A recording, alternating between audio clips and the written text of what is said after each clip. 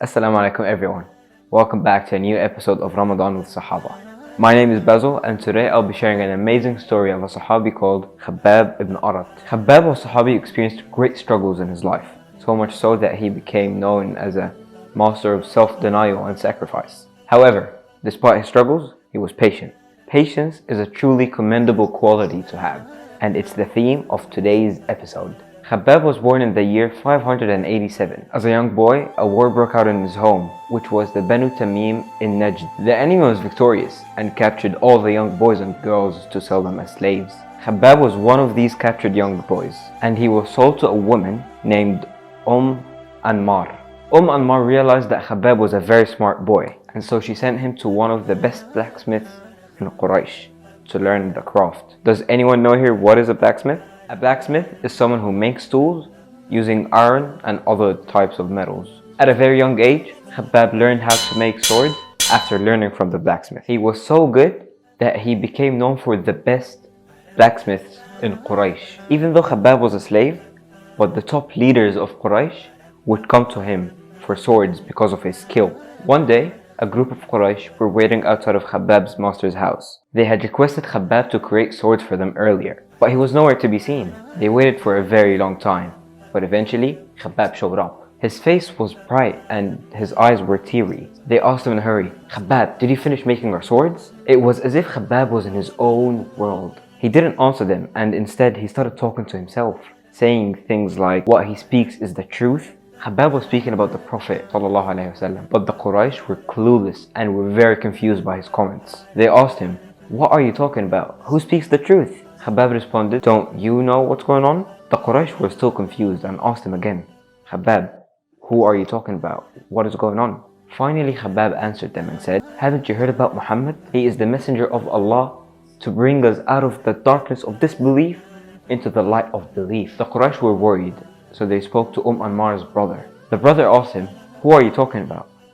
When Khabab's response was the same as the one before. The Quraysh beat him so much that he was unconscious. When Khabab woke up, he was covered in bruises and he was bleeding. Despite this, he had not stopped thinking about what the Prophet told him. Can you imagine that? When most of us fall and scrape our knees, we don't think about anything but the pain. We think about how it hurts and how it's bleeding, and we cry over it even. Khabab was so sure of himself and the Prophet that it didn't bother him at all. Khabab was one of the first companions to convert to Islam, and it's reported that he was the 6th person ever to accept Islam. Because of his conversion, Khabab was a top priority for the Quraysh. They knew that he had no relatives, no friends, no one that cares about him, and no one that can save him. They believed that they owned Khabab and could do anything they want. The Quraysh tortured Khabab in a truly horrific manner. They were relentless, but I'll spare you the details. Khabab was endured tremendous suffering. The Quraysh told Khabab that all he had to do was denounce faith and stop following the Prophet, peace and blessing be upon him, to stop the torture. But he did not give in. MashaAllah, what a defender of Islam Khabab was. He didn't give in to the Quraysh even though he was tortured. There's a lesson here for all of us. We should never give up on our goals, no matter how hard it is to achieve.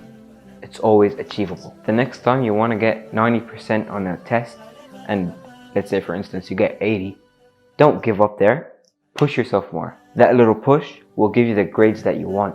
If you study a little more, concentrate in class a little more, ask the teachers a little more, sit closer to the board, ask your fellow students, ask your parents. Keep pushing, and inshallah, Allah will give you what you deserve.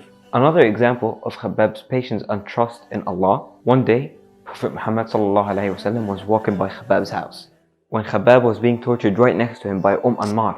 Ammar had placed a hot iron rod on his head.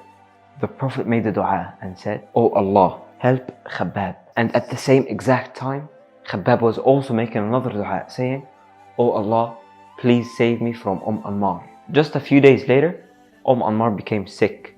She developed headaches so strong that they had no cure for her. No medication could make her feel better and make her head go away. In fact, the Quraysh healers told Ammar that the only treatment was to place a hot iron rod on her head.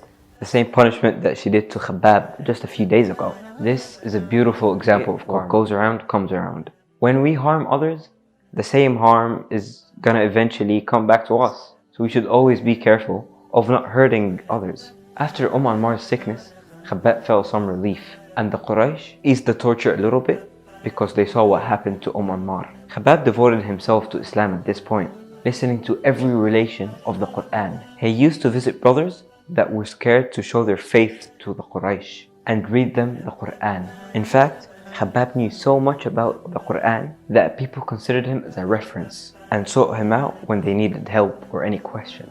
When the time came for war, Khabab stood side by side with the Prophet in every battle. He was a strong companion his entire life. And so during the Caliphate, which is also known as Khalifa, of Umar and Uthman, he was rewarded with an enormous amount of wealth. With this wealth, he built himself a small house, and in this house, he built a small compartment to keep his money in.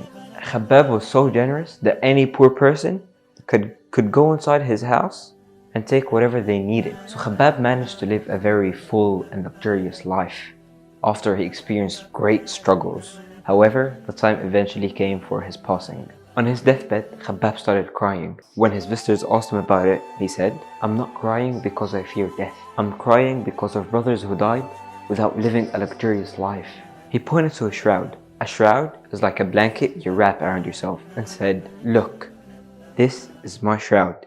Yet Hamza, the Prophet's uncle, didn't have enough to cover himself, mashallah. Even on Khabab's deathbed, he was thinking of others. Despite his sacrifice, he never thought of himself as having too little.